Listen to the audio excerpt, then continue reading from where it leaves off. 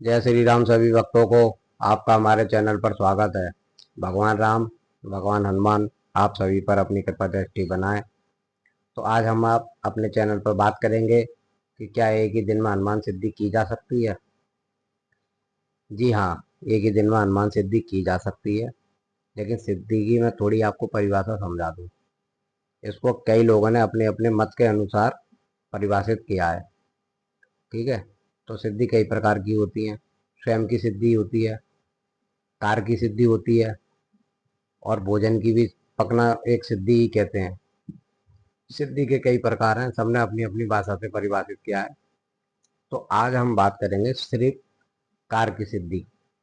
देखिए, स्वयं की सिद्धि होने में सालों का प्रोसेस लगता है।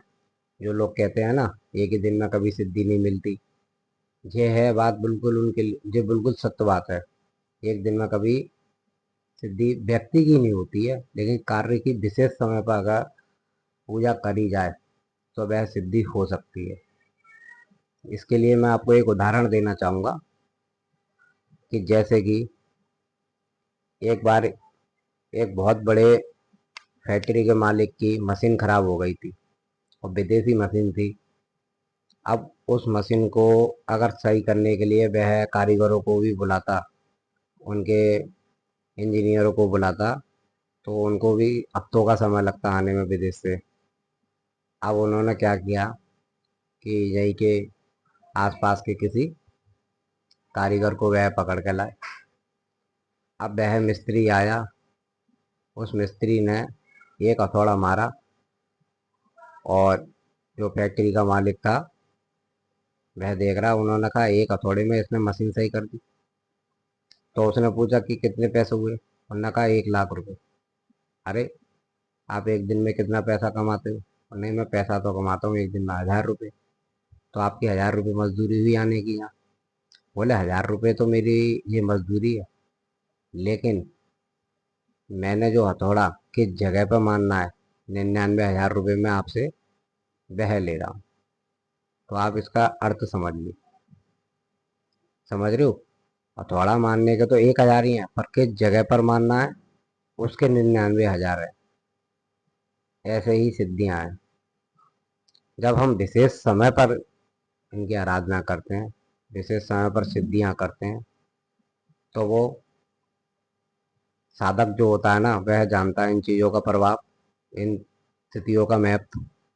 तो वो क्या करता है, इंतजार में बैठे रहते हैं। साधक जो पुराने साधक होते हैं, कई सालों से लगे होते हैं इन चीज़ों में, वह क्या करते हैं, एक ही दिन में कार्य की सिद्धि कर देते हैं। यानी कोई नॉर्मल व्यक्ति उसी काम को 40 दिन में करेगा, 100 दिन में करेगा, और वह साधक खिलाड़ी होगा ना, काफ़ी समय से अध्ययन में लगा होगा, वो एक ही दिन में कार्य की सिद्धि कर देगा। क्योंकि उसको पता है इस समय पर पृथ्वी का पॉजिटिव ऑरा बहुत ही ज़्यादा होता है। साधक क्या होता है, भगवान की दिव्य तरंगों को महसूस करने लगते हैं। उनमें ऐसी दिव्य तरंग आ जाती हैं, शक्तियाँ आ जाती हैं, उनका एक सामंजस्य बन जाता है दोनों का, भगवान और भक्त का। तो वह भी समझ जाता है इस समय पर शक्ति अपने प्रचंड रूप में है। तो वह 100 बार में भी हनुमान चालीसा की सिद्धि कर सकता है, ऐसी बात नहीं है। और वो भी कार्य की सिद्धि होती है। स्वयं की सिद्धि में देखो, मैं मानता हूँ इस चीज़ का कि समय लगता है, लेकिन कार्य सिद्धि होती है, ऐसी बात नहीं है, सही समय पर। तो ये तो मैंने आपको बता दिया कि सही समय पर कार्य की सिद्धि होती है, एक ही दिन में कार्य की सिद्धि होती है। अब इस सिद्धि को करें कैसे, इस कार्य की सिद्धि को करें कैसे? अगर आपको किसी का रोग खत्म करना है, आपके घर में कोई रोगी है, या आपका कोई प्रियजन रोगी है, तो आप तांबे के पात्र में जल भरकर हनुमान जी के समक्ष रखें, और संपुट लगाकर इसकी आराधना करें, हनुमान चालीसा का पाठ करें। अब वह पाठ कैसे करें, संपुट कैसे लगाया जाता है, मैं ये आपको थोड़ा समझा देता हूँ। नहीं समझ में आया तो आप मेरे से कमेंट में पूछ लेना, फिर भी मैं आपको समझाता हूँ। कि देखिए, जिस भी हम कार्य के लिए पूजा करेंगे, उसका हम संपुट लगाएंगे। जैसे कि हमें रोग खत्म करना है, तो ना से रोग हरै सब पीरा, जपन निरंतर हनुमत बीरा, इस मंत्र का 108 बार जाप करेंगे, लाल चंदन की माला से या रुद्राक्ष की माला से। माला नहीं है कोई भी, तो आप ऊंचे स्वर में इसका उच्चारण भी कर सकते हैं 108 बार। फिर हनुमान चालीसा पढ़ोगे 100 बार या 108 बार। फिर दोबारा से उसी का ही संपुट लगाओगे जिस विषय के लिए आपने यह साधना की है। जैसे कि जो पहले संपुट लगेगा चौपाई बोली जाएगी, वही चौपाई लास्ट में बोली जाएगी। तो इसको बोलते हैं संपुट। यानी पहले भी हमने अपना वही बात का प्रस्ताव रख दिया और लास्ट में भी हमने वही बात कह दी, तो हम भगवान को भी समझने में बहुत आसानी होती है इसने किस कार्य के लिए यह सिद्धि कर रहा है। रोग के लिए कर रहा है या कठिन कार्य के लिए कर रहा है किसी के लिए। वैसे तो हनुमान जी अग्रज्ञानी है, सब समझ जाते हैं, लेकिन फिर भी देखिए अपना अपना एक वो है, इससे पूजा का प्रभाव भी पड़ जाता है। तो संपुट लगाना इसको कहते हैं। आप हनुमान जी की पंचोच्चार से पूजा करिए, अपने सामर्थ्य के अनुसार उनको भोग प्रसाद धूप दीप नैवेद्य आदि से प्रसन्न करिए। अगर घर में कर सकते हो तो ठीक है, नहीं तो आप किसी पीपल के नीचे या किसी मंदिर में जाकर भी यह अनुष्ठान कर सकते हो। ठीक है, तो ये तो मैंने आपको बता दिया कार्य सिद्धि एक ही दिन में होती है। अब वह कौन लोग करते हैं। अगर कोई नया साधक है और इसको करना चाहता है तो वही भी कर सकता है, कोई दिक्कत नहीं है।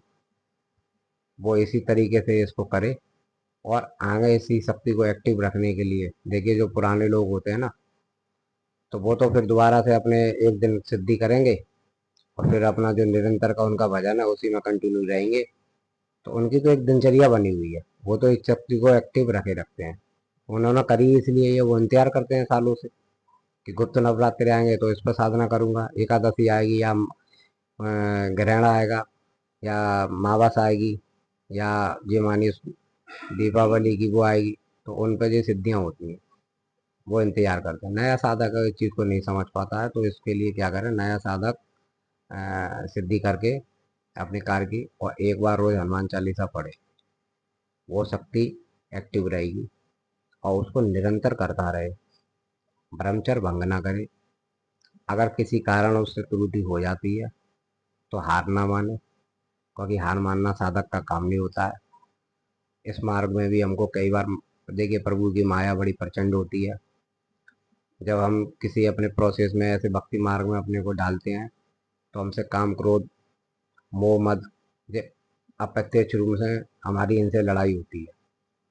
तो नया खिलाड़ी जो होता है वो एकदम ही इन चीज़ों पर अपना नियंत्रण नहीं कर पाता है, और धीरे धीरे वो अभ्यास करता है एक दो बार, फिर उसने विशेष तिथि पर पूजा करी, फिर उसने विशेष तिथि पर और बाकी कंटू दिन और दिनों में वो एक बार कर रहा है, तो वह एक न एक दिन सिद्धि को प्राप्त कर लेता है। ये सत्य बात है, क्योंकि शंकर भगवान और हनुमान जी में कोई भेद नहीं है।